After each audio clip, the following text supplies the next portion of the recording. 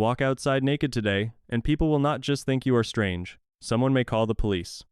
Which is strange, because a deer is naked, a dog is naked, a gorilla is basically your hairy cousin walking around completely uncovered. But a human body has rules. The same skin can be normal at a beach, forbidden in a street, sacred in a ritual, and useful in an advertisement. Same body, completely different meaning. So why are humans the only animal that gets dressed? The easy answer is cold. Humans lost most of their thick body hair. Animal skins kept out wind, rain, and freezing air. Simple. Except humans also cover themselves in deserts and tropical forests, where trapping more heat can make life harder. Protection matters too. Clothing blocks sun, insects, thorns, and cuts. But warmth and protection cannot explain why an uncovered ankle can be ordinary in one culture and scandalous in another. To understand that, we need to separate two inventions: clothing and the meaning of clothing. Most mammals arrive with equipment: fur, thick skin, claws, scales, shells. Humans got soft skin, weak natural weapons, and an unusual ability to sweat across most of the body. Losing heavy fur probably helped our ancestors release heat while walking and running in hot environments. That was useful under the sun. Humans did not become completely hairless. We still have millions of hair follicles. But most body hair became short and fine, while sweat from a huge number of glands could evaporate directly from the skin. In a long chase under a hot sun, that is an excellent cooling system. But evolution created a trade. A body that cools well in heat becomes badly exposed to cold nights, sharp plants, biting insects, and changing climates. The trade became more serious as humans moved through mountains, dry grasslands, rainy coasts, and eventually winters far colder than anything in tropical Africa. Biology could not grow a new coat every time the weather changed. Culture could make one. So humans built the fur they no longer had. The problem is that early clothing was probably made from skin, fur, grass, and plant fiber. Stone survives for hundreds of thousands of years. A shirt does not. So archaeologists search for the tools used to make clothing.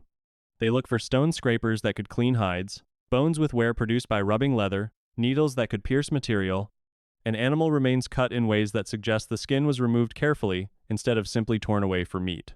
At Contrabandier's Cave in Morocco, researchers studied shape bone tools from deposits roughly 90,000 to 120,000 years old. Some had rounded, polished ends similar to tools later used to work leather and fur. Nearby animal bones showed skinning patterns consistent with removing hides. It is not a preserved jacket, but it is evidence that people were processing skins with specialized tools extremely early. That distinction matters. Archaeology rarely gives us the exact first invention.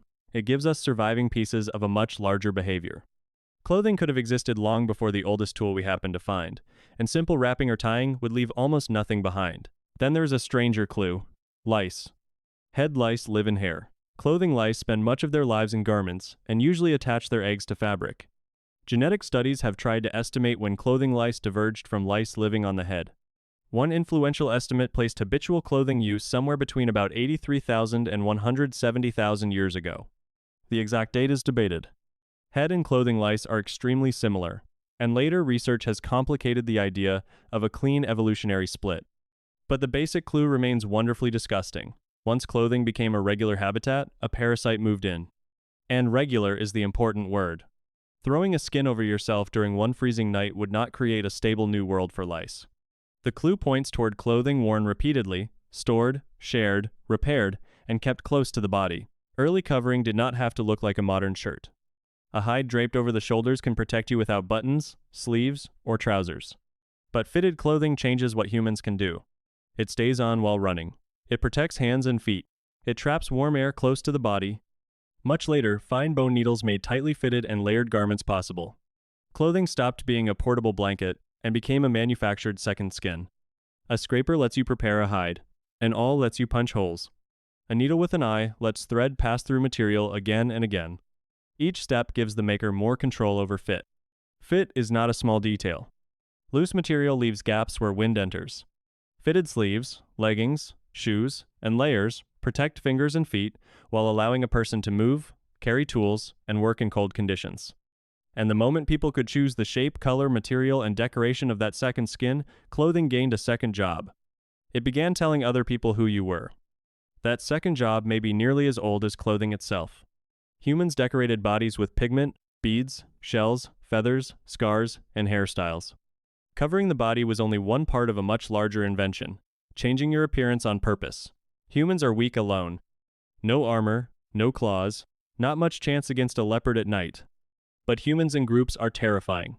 Groups share food, protect children, care for injuries, watch fires, and surround predators with spears. For most of human history, survival depended on belonging. That made social information valuable. A necklace can show that you are part of this group. A rare skin can suggest hunting skill. A difficult pattern can display time, knowledge, or status. Clothing can also hide information. It can cover an injury, blur the outline of the body, or direct attention toward one feature and away from another. Imagine two strangers approaching your camp. One wears the colors and ornaments your group recognizes. The other carries unfamiliar marks. Before either person speaks, everyone is already making decisions. Familiar or foreign, experienced or young, peaceful or dangerous. Those signals do not need to be perfectly honest. A person can exaggerate success, borrow status, imitate authority, or wear symbols they did not earn. The moment appearance carries meaning, appearance can also manipulate meaning. A piece of hide is no longer just protection. It becomes a message. This is where a tempting story appears. First humans invented clothes, then they became ashamed of the naked body. But we do not have evidence for one prehistoric morning when everyone suddenly decided that knees were acceptable and something else was not. Rules about nudity vary dramatically between societies, historical periods, situations, ages, and body parts. That variation is a warning. Modesty is not one universal dress code written directly into biology. Even inside one society, the rule changes with context. A body can be acceptable in a changing room, but not a courtroom, on a medical table, but not at dinner, in art, but not in an office. The skin is identical. The social frame changes. Biology may help explain why bodies attract attention. Reproduction, health, age, and physical condition matter socially. But culture decides what that information means and when it must be hidden. Parts connected with sex and reproduction often become heavily regulated because attention, desire, jealousy, partnership, and parenthood can create consequences for the entire group. But even here, cultures draw boundaries differently. The biological stakes may be old. The exact rule is learned. Clothing did not simply hide the body. It gave humans a tool for controlling how the body was read. Other animals display. A peacock has feathers, a wolf has fur, a mandrill has a face that does not believe in subtlety. But those signals are mostly attached to the animal. A peacock cannot choose to look humble for a job interview. Humans can edit the signal. A crown turns a head into a king. A uniform turns a stranger into a soldier. A wedding dress turns a person into part of a ritual. A suit can make a tired man look as if he understands the spreadsheet. We can appear rich, poor, serious, modest, rebellious, sacred, dangerous, invisible, or normal. We also change costumes many times in one life. A child receives a school uniform. An athlete receives a team color. A graduate receives a robe. A worker receives a badge.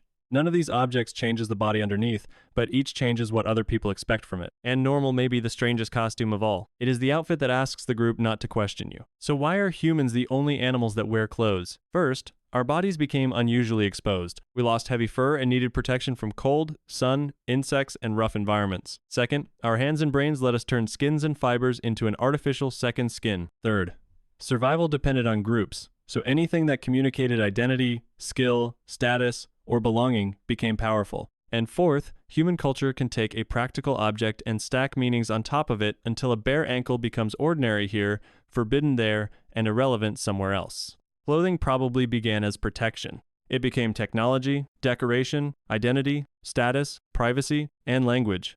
There was probably no single day when clothing became all of these things. Different uses accumulated across thousands of generations. A useful covering became a better tool. A better tool became a visible choice. A visible choice became a signal. And signals became rules. Tomorrow morning, getting dressed will feel ordinary. Like weather, like laundry, like habit. But underneath that habit, something ancient is happening. A soft, exposed animal is wrapping itself in meaning and hoping the others understand.